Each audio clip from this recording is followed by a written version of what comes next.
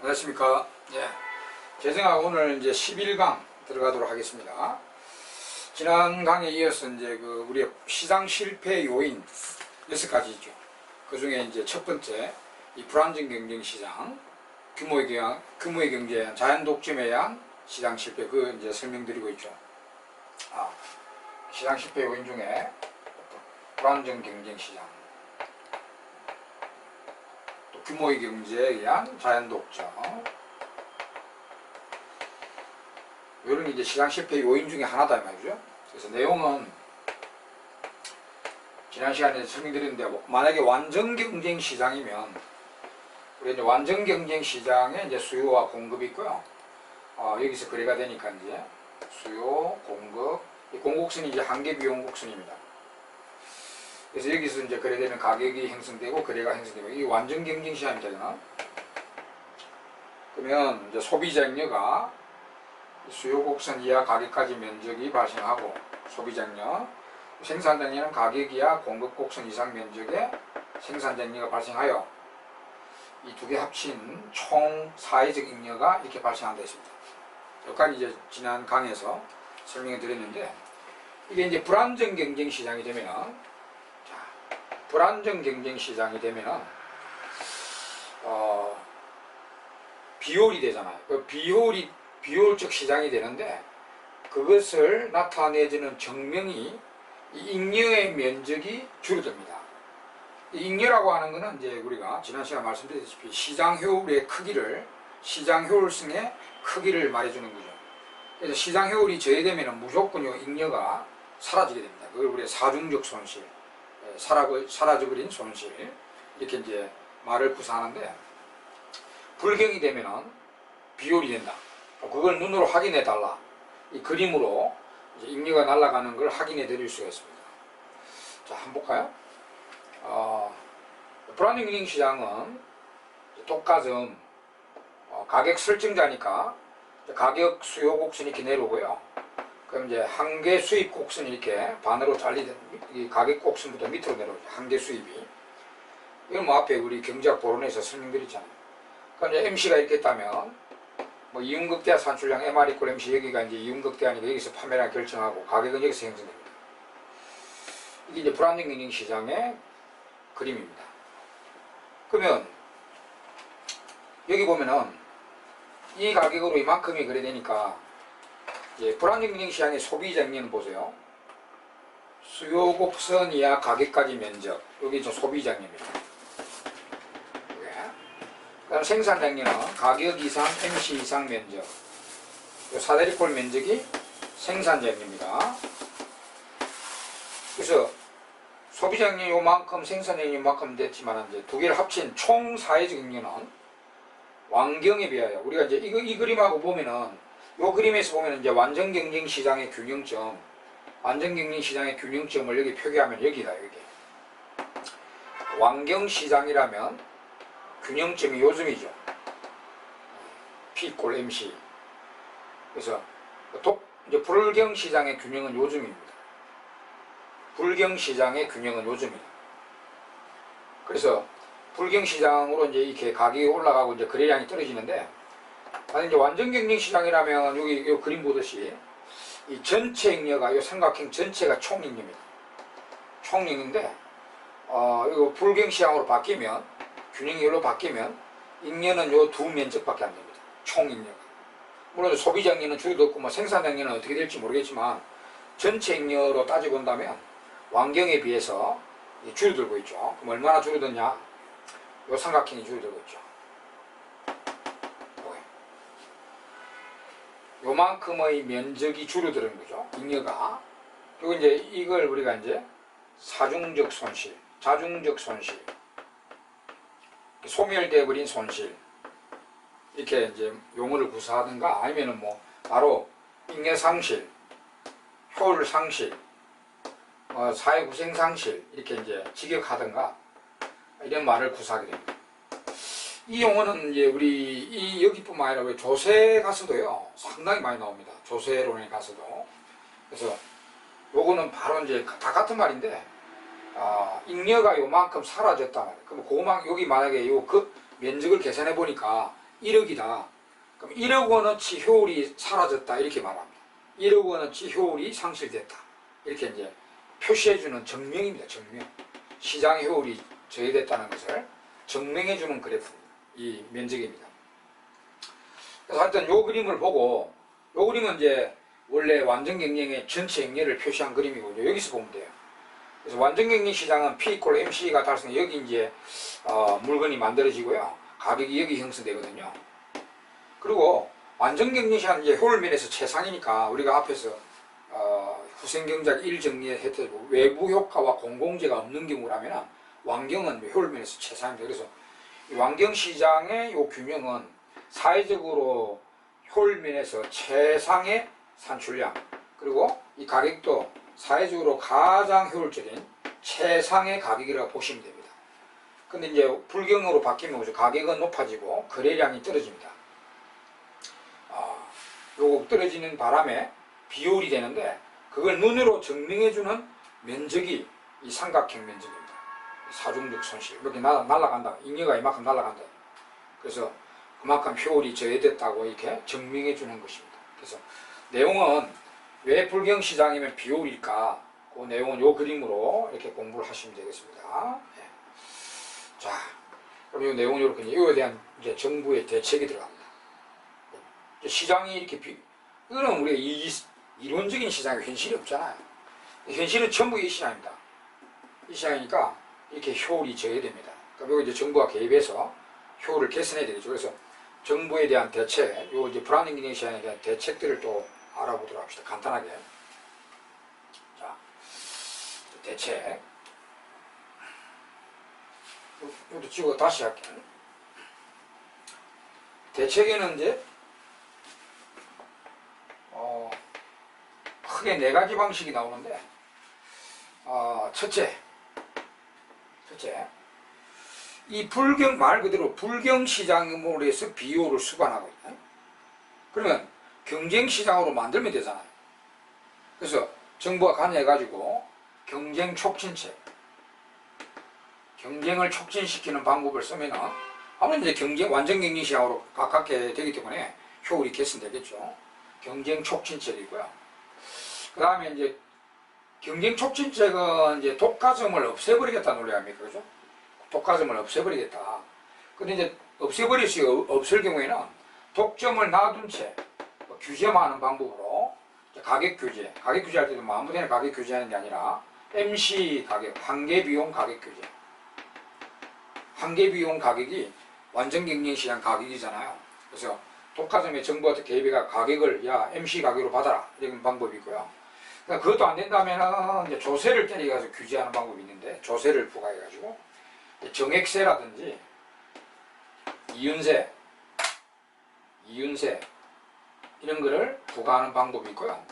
그 다음에 마지막으로는 이제 소비세, 그 독과점이 만드는 상품에 대한 소비세를 부과하는 방식이 있겠습니다. 하여튼 독점에 대한 대책으로는 총 요 4가지 방식을 이제 드는데,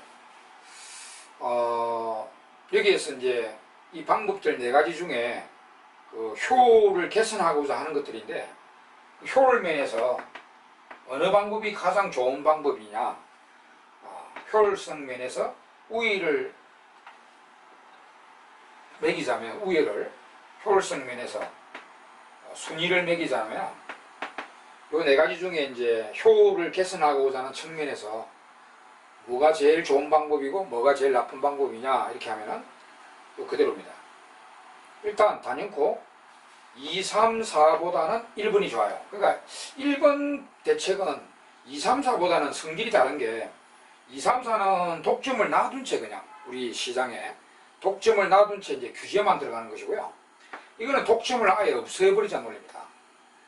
그러니까 효율 면에서는 뭐 다른 면에서는 몰라도 효율 면에서는 완전히 독점을 없애고 경쟁시장으로 가는 게 무조건 유리하거든요. 그래서 뭐 단연코 효율 면에서 1등은 요 경쟁 촉진책입니다. 그 다음에 이제 독점을 놔둔 채 규제하는 요 3가지 방식은, 요 3가지 중에는 이제 뭐가 제일 좋고 나쁘냐면 이거 순서대로입니다. 요거 3개 중에는 이제 2번이 제일 좋고요. 그 다음에 이제 정액세, 이윤세. 그 다음에 소비세 부과 방식은 제일 나쁩니다. 효율면에서 대책으로서 이렇게 순위를 매기는데 이 순위 알아두시고요. 그럼 1번은 뭐 단연코 이 성질이 다른 대책이니까 1번은 뭐 단연코 1등으로 제껴놓고 요 세 개는 다 독점을 놔둔 채 규제하는 건데 왜 이게 제일 좋고 이게 제일 나쁘냐, 요 세 개는 이제 그림으로 비교를 해야 됩니다. 이 세 개의 순위는 왜 이렇게 매겨지는가 그림으로 이제 보시면 이제 이해가 될 것입니다. 자, 아까 그 그림 불안정경쟁시장 그림 다시 한번 그리면요. 자, 현 시장의 P 가격, 한계 수입, 마지널 레버뉴, 그 다음 한계 비용, 여기 이제 이윤 극대화 산출량 결정하고 여기 이제 가격이 형성되어 있단 말이에요. 그래서 이제 불경 시장의 균형점이 여기다. 그래서 완경에 비해서 이제 요 삼각형 날아가는 인식해 두시고요. 삼각형이 이만큼 날아갔잖아요. 효율이 이만큼 저해됐잖아요. 이게 이제 현 시장 실패다. 여기 이제 정부가 개입해서 대책을 강구하는데 이제 MC 가격 규제. 정부가 이 가격을 못 받게 하고 P = MC 완전 경쟁 시장 가격이죠. 완전 경쟁 P = MC 가격, 이 가격을 통제하는 거예요. 야, 이 가격 받아라. 이 가격 받지 마라. 이 가격 받아라. 이렇게 통제를 하면은 이 기업은 이윤 극대를 위해 산출량도 여기 만들고 있으면 안 되고 요 가격에서는 이윤 극대와 산출량이 여기입니다. 그래서 이 판매량도 가격만 여기 딱 통제하면은 산출량도 여기 만들어냄으로써 시장 성과가 완전 경쟁과 똑같아집니다. 그러니까 요 이제 방법을 보면 요 2번의 방식은 일로 내려와요. 2번으로 MC 가격 규제하면 균형점이 완전 경쟁 시장 균형이 이쪽으로 내려오게 됩니다. 그러면 가격 내려오고요. 산출량이 이렇게 늘어나서 완전 경쟁 시장과 시장 성과가 똑같아지고 그리고 그럼 소비자 잉여, 생산자 잉여, 완경과 똑같이 잉여가 생기게 됩니다. 그리고 사라졌던 사중주 손실이 이렇게 다시 복원이 되죠. 완경과 똑같은 방법이에요. 2번은 독점을 놔둔 채 시장 성과는 완전 경쟁과 똑같이 만들어버린 거죠. 그래서 산 손실이 완전히 다시 복원되게 되는 그런 결과를 가져옵니다. 완경과 같은 결과를 가져오게 됩니다. 같은 결과. 2번 요거. 자, 그래서 요 세 개 중에는 여기 제일 좋고요. 그 다음에 이제 정액세나 이윤세를 때리면 어떻게 될까? 이 조세 중에 이제 소비세하고 정액세, 이윤세는 게 있는데요. 나중에 우리 조세론 가서도 나옵니다. 정액세나 이윤세는 만약에 이 독점 기업이 붕어빵 만드는 기업을 했을 때 그 붕어빵에 대해서 조세를 때리는 게 아니고 야, 너가 일정 세금 내라. 붕어빵 판매량에 관계없이 뭐 한 달에 뭐 1,000만 원 내라. 정액세. 그리고 이윤세도 이것도 나중에 보면 이제 그 빵 판매량에 대해서 빵에 대해서 조세를 때리는 게 아니고 빵을 다 판매하고 이윤이 나오잖아요. 이윤. 그 이윤에 대해서 일정 비율을 앗아가는 가져가는 조세이기 때문에 이런 조세들은 정액세라고 부릅니다. 정액세. 고정비용의 조세다. 고정비용의 조세. 고정비용의 조세입니다. 그 판매량, 이제 붕어빵 생산 판매량에 가서 이 차이가 나는 조세가 아니고 판매량에 관계없이 고정조세, 고정비용이다. 그래서 여기 적어 드릴게요. 정액세나 이윤세 같은 거는 이 고정비용의 조세입니다. 빵 판매량에 관계없이 고정비용이 되는 조세예요. 그럼 이런 조세를 부과하면 기업의 고정비용이 증가되면 어떤 현상이 벌어지냐? 이 한계비용 있죠. 한계비용이라는 거는 뭐냐, 우리가 한계비용 말씀드렸잖아요. 빵 하나 더 만들 때 변화되는 총비용부이죠. 근데 고정비용은 빵 만드는 데 관련 없는 비용 아닙니까? 빵 만드는 데 관련된 비용이 아니고 그냥 빵 판매량에 관계없이 생산량에 관계없이 일정된 조세기 때문에 고정비용, 말 그대로 고정비용 조세는요, 이 판매량, 생산량에 관계없이 비용이 일정하잖아요. 그러니까 변하는 비용이 아니죠. 생각이, 그 정도만 알아두시면 돼요. 하여튼, 이게 이제 한계비용은 전혀 변하지를 않습니다. 변하지를 않고, 평균 비용은 올라가죠. 총 고정 비용이 올라가면 총 비용은 올라가. 가변 비용이 빵 만들어내는 가변 비용은 변하지 않겠지만 고정 비용이 올라간다면 총 비용은 올라가잖아요. 총 비용 올라가니까 평균 비용, 이 빵 하나당의 원가 비용이죠. 그건 올라가겠죠. 평균 비용은 올라가요. 한계 비용은 움직이지 않고 평균 비용은 올라가게 됩니다. 요게 이제 이 고정 비용이 올라가면 기업의 이제 정액세나 이윤세는 고정 비용의 조세다 이렇게 인식하시고요. 그러면 이 정액세나 이윤세를 때리면 한계 비용은 변하지 않고요. 평균 비용만 올라갑니다. 우리 평균 비용은 뭐 총 비용을 토탈 코스트를 판매량으로 나누잖아요. 그러니까 여기 총 비용은 이제 고정 비용이 있고 가변 비용이 있는데 고정 비용이 올라가면 그래 총 비용은 올라가잖아. 그러면 이 붕어빵 하나당 비용은 올라갑니다. 근데 이제 이 빵 하나 더 만들 때 추가되는 비용에는 아무 관계없는 그게 고정 비용이에요. 그래서 이게 안 움직이죠. 그러면 이 결과가 어찌 되냐면은 정액세나 이윤세를 때리면 이게 안 움직인단 말이에요. 이게 안 움직이면 이윤극대화 판매량과 가격이 불변이 됩니다. 그러니까 3번으로 하면은 원래 균형 그대로 유지됩니다. 3번으로 하면 원래 균형 그대로 가버립니다. 그러니까 효를 더 개선하는 것도 아니고 더 저해하는 것도 아니고 본전치기 하는 본전. 본전치기하고 원래 균형 그대로고요. 원균형 그대로고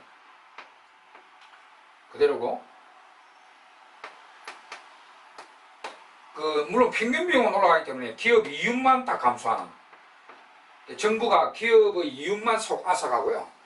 PQ에는 하등의 변화를 주지 않게 됩니다. 그러니까 효율을, 이건 이제 본전치기 대책이라고 보면 돼요. 효율을 더 요 그림 보고 공부하시면 됩니다. 이쪽으로 내려가는 게, 완경 기준으로 내려가는 게 효율이 개선해. 그러면 내려갈수록 여기 삼각형이 줄어듭니다, 이게. 근데 이제 그대로 유지되니까 효율을 개선하는 것도 아니고 더 제한하는 것도 아니고 본전치기. 단 기업의 이윤만 딱 정부가 앗아가는 그런 방법이거든요. 그러니까 아까 MC 가격 규제보다는 나쁘죠. MC 가격. 자, 그 다음에 이제 이 제일 안 좋다고 하는 소비세 부과 방식은 어떨까? 이 소비세는요, 소비세는 물품세를 하기도 하는데, 야, 붕어빵, 예를 들어서 붕어빵 하나당에 10원 내라. 그러면 그 종량세, 나중에 우리 종량세, 종가세 이런 거 많이 배우지만, 일단 붕어빵 하나에 세금 10원 내라 이거 아닙니까? 그러면 붕어빵 생산이나 판매량에 대해서 세금이 달라지. 그럼 이거는 가변비용입니다. 그 가변비용의 조세죠, 소비세는. 자, 가변비용의 조세다. 그러면 이 소비세를 부과하게 되면 요거 이제 비교하면 되죠. 한계 비용이 올라가고, 평균 비용도 올라갑니다만은 한계 비용이 올라가 버립니다. 맞잖아요. 붕어빵 하나당에 10원 내라. 그러면 붕어빵 생산량에서 10원씩, 하나당 생산이 10원씩 올라가잖아요. 그럼 가변 비용이 올라가죠, 10원. 그래서 이 가변 비용의 조세는 한계 비용을 올려버립니다. 그래서 어떤 결과가 나오면 여기 보면은 한계 비용을 위로 올라가게 만들기 때문에 이렇게.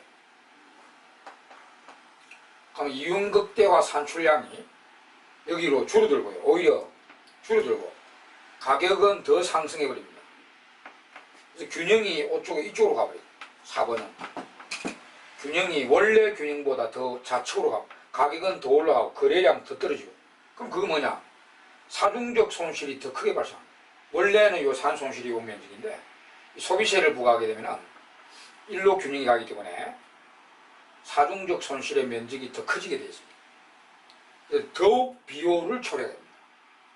그래서 이거는 가변비용은, 소비세인 가변비용은 한계비용을 올려버려서 가격은 더 올라가고요.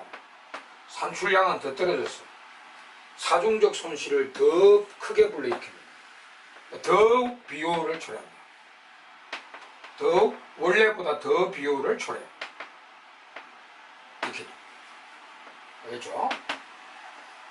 요 그림 탁 보면 나와요. 요 이제 여기 원래 균형인데 MC 가격 요 노란 거 있죠? MC 가격 규제는 일로 보내서 강제적으로 완경과 똑같은 결과를 가져오게 된다. 그래서 사라졌던 사전 손실이 완전히 복원돼서 이제 효율성 면에서는 요 세 개 중에는 제일 좋고, 그 다음 정액세나 이윤세는 고정비용의 조세로서 요 평균비용은 필요도 없습니다. 그냥 한계비용이 중요하니, 한계비용을 안 올리는 조세이기 때문에 이게 그대로 유지됨으로써 균형점이 원래 불안정 경쟁시장의 균형이 된다. 그래서 효율이 더 개선되는 것도 아니고 더 저해되는 것도 아니고 본전치기 한다. 원래 균형 그대로 유지되는, 단 기업이 정부가 기업의 이윤만 좀 이제 뜯어가는 그런 조세고요. 이 소비세 부과는 이제 빨간 거고, 이거는 이제 가변 비용의 조세로서 한계 비용을 이렇게 위로 올려버리는 조세로서 산출량은 더 떨어지게 하고 가격은 더 지속해서 더 균형이 이렇게 효율면에서 최상보다 더 멀어지는 거죠. 거리가 멀어지는, 산 손실이 더 크게 발생합니다. 더욱 더 비효율을 초래하는 방법이 되겠습니다. 자, 그래서 이렇게 이제 정리를 하시면 되고요. 그러면 여기 이제 마지막 평가를 하면은 정부가 또 불안정 경쟁시장에 대한 대책에서 효율을 추구하겠다고 한다면은 1번 제일 좋고, 1번 안 될 상황이면 2번, 2번까지 안 될 상황이면 3번까지 하면 되겠죠. 4번은 절대로 해서는 안 된다. 효율을 추구하겠다는 대책으로서는 정부가 이 세 가지까지는 괜찮은데 이거는 절대로 해서는 안 된다 이거죠. 소비세 보완. 그러면 소비세 보완은 어느 때 가능하냐? 효율이 목적이 아니라요. 효율은 저해되니까 하면 안 돼요. 그래서 4번은 효율 개선보다는, 효율을 추구하겠다는 것보다는 오히려 효율은 저해되더라도요. 공평이 뭐냐? 만약에 이 기업이 만들어내는 지하가 사치제일 때예요. 사치제, 이게 사치제. 우리 사치제는 사회적 정의면에서 너무 이 자원이 사치제 생산 쪽으로 몰리면 안 돼요. 왜냐하면 저소득자들이 그 자원을 소비를 못 하잖아요. 사치제 쪽으로 가버리면 주로 고소득자들이 소비하니까 우리나라 희소한 자원이 고소득자 소비로 몰려버립니다. 그래서 사회적 정의에 부합되지 못합니다. 그래서 우리 사치제는 우리 생산과 소비를 줄이는 게 더 대의입니다. 그럼 여기 보면은 뭐 효율은 여기 노란 게 제일 좋지만은 이 생산이 줄어들게 하려면 이 빨간 게 줄어들잖아요. 빨간 게. 그래서 이런 대의가 있다면 요 4번을 할 수도 있다. 사치제의 경우에는. 그래서 효율 추구가 아니고요. 사치제의 생산 및 소비 억제 목적. 생산이나 소비를 억제할 목적이라면 그런 목적에서는 할 수 없이 4번을 해야 되겠죠.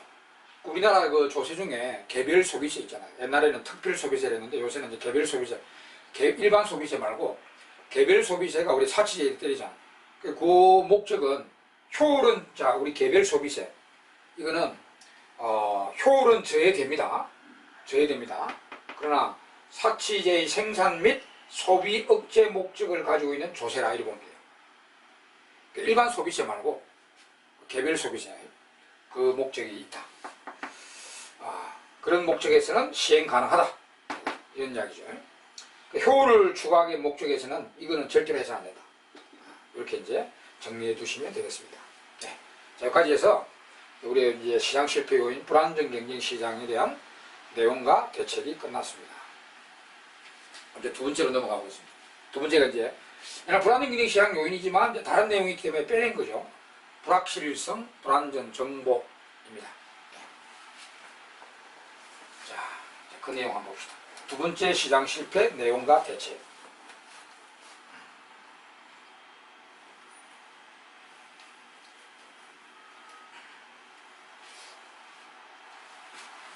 둘째, 불확실성, 불안전 정보 같은 말이라고 보시면 됩니다. 불안전 정보 같은 말이에요. 뭐 현실에 완전 정보는 없잖아요. 그 불확실하고 불안전 정보에 의한 비율 내용부터 한번 봅시다. 내용. 이 불확실성과 불안전 정보 때문에 왜 시장에서는 비율이 될까? 그 내용부터 한번 보겠습니다. 자, 이 불확실하고 불안전 정보가 있으면요, 정보의 비대칭성이 발생합니다. 정보의 비대칭성. 정보를 누구는 많이 갖고 있고 누구는 덜 갖고 있다 이 말입니다. 불확실하니까 그렇죠. 예를 들어서 A라는 사람이 있고 B라는 사람이 거래하는 관계인데 이 A는 정보를 좀 많이 갖고 있고요. B는 정보를 적게 갖고 있다 이 말입니다. 불확실하기 때문에 만약에 완전 정보라면은 모든 사람이 정보를 공유합니다. 그럼 정보의 대칭, 그건 비현실이죠. 완전 정보는 모든 사람이 정보를 다 공유하기 때문에 정보의 대칭이 발생하는데, 그렇다면 물론 시장 실패가 발생하지 않습니다. 그러나 현실에는 그런 현상은 없습니다. 무조건 불확실성, 불안전 정보고요. 그래서 정보의 비대칭이 발생하여 이 두 경제거래 관계에 있는 두 주체가 한 사람은 정보를 많이 갖고 있고 한 사람은 정보를 덜 갖고 있습니다. 그럼 이 상태에서 이 둘이가 거래를 하게 되면요, 무조건 요 B, 정보 적은 자가 무조건 손해를 보게 되어 있습니다. 비효율 거래를 할 수밖에 없습니다. B 말이 정보 적은 자, 비효율적 거래를 할 수밖에 없고요. B 입장에서 그걸 미리 안다면, 내가 A하고 하면은 내가 정보가 적어서 무조건 손해본다. 그 미리 알면은 이 사람이 A하고 거래를 깨버릴 수도 있습니다. 그러니까 거래를 깨버리면 시장 형성이 안 될 수도 있죠. 시장 형성이 안 되는 것도 시장 실패. 시장 형성이 되더라도 거래를 하더라도 B 입장에서는 무조건 비율 그래. 요놈이 이제 시장 실패다. 시장 실패가 발생한다. 이렇게. 그러면 요 B가 왜 손해볼까? 정보 적은 것 때문인데 B가 왜 A하고 하면은 B가 무조건 손해보게 될까? 자, 이제 정보의 비대칭에서 두 개가 나갑니다. 자, 도덕적 해이와 역선택입니다. 도덕적 해이와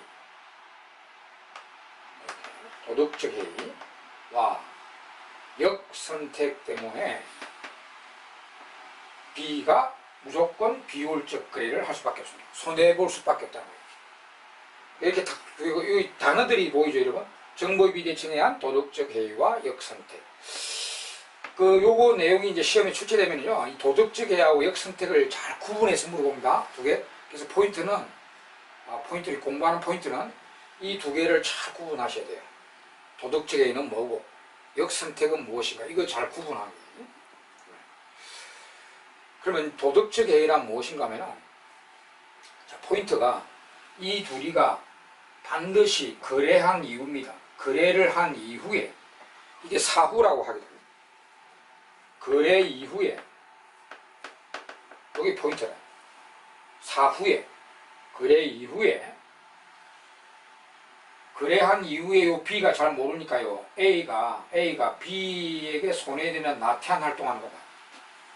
B가 몰라서 제어를 못합니다. 야, A, 니 그러지 마라. 왜 그거 내한테 손해보게 하냐, 이렇게 못한단 말이야. 몰라서.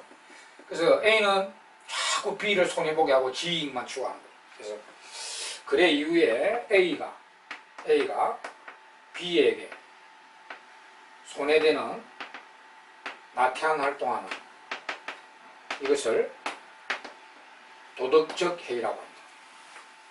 포인트는 그래 이후, 요 정보 타자가 B에게 손해되는 나태한 활동, 이게 이제 도덕적 해입니다. 그래서 도덕적 해와 동의어가 감추어진 행동이라고 합니다.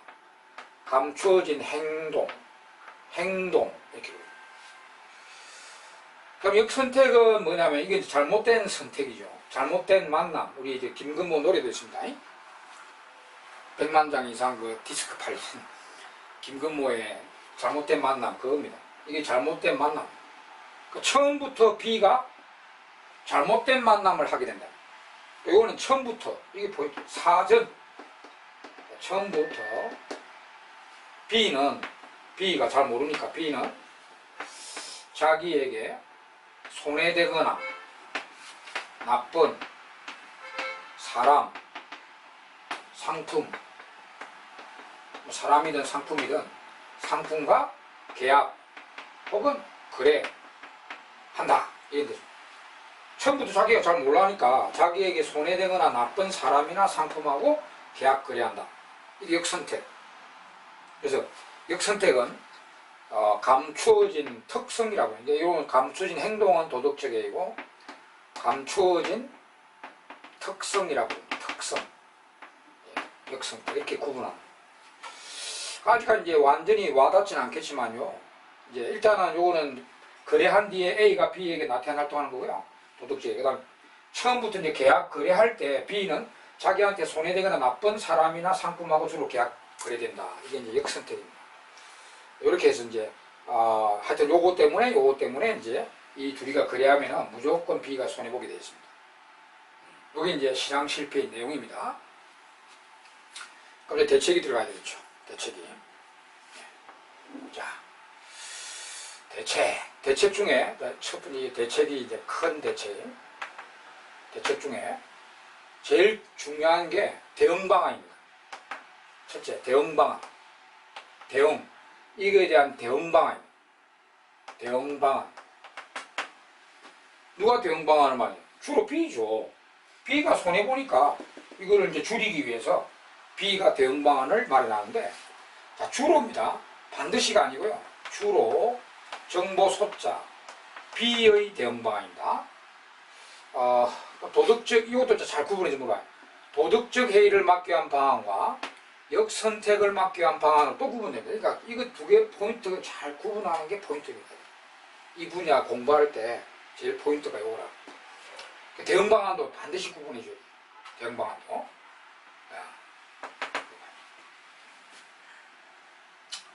자, 그러면 대응 방안은 내용이 많습니다. 그러니까 이 대책 중에 거의 뭐 대부분이 이 대응 방안입니다. 그리고 여기서는 이제 구체적 시험에 보면 이제 구체적 사례도 막 나오거든요. 이 거래 관계가 뭐 보험계약 관계, 노동계약 관계, 뭐 본인 대리인 관계, 뭐 여러 가지가 나옵니다. 이제 그 시험에 그 구체적 거래 사항을 두고 이렇게 또 출제가 되거든요. 그러니까 이 구체적 거래 사항별로 도덕적 해이가 뭔지, 그에 대한 각 대책들이 뭔지 이걸 설명을 쭉 해 나갑니다. 오늘 다음 시간에 내용이 많기 때문에 다음 시간에 계속 하도록 하겠습니다. 수고하셨습니다.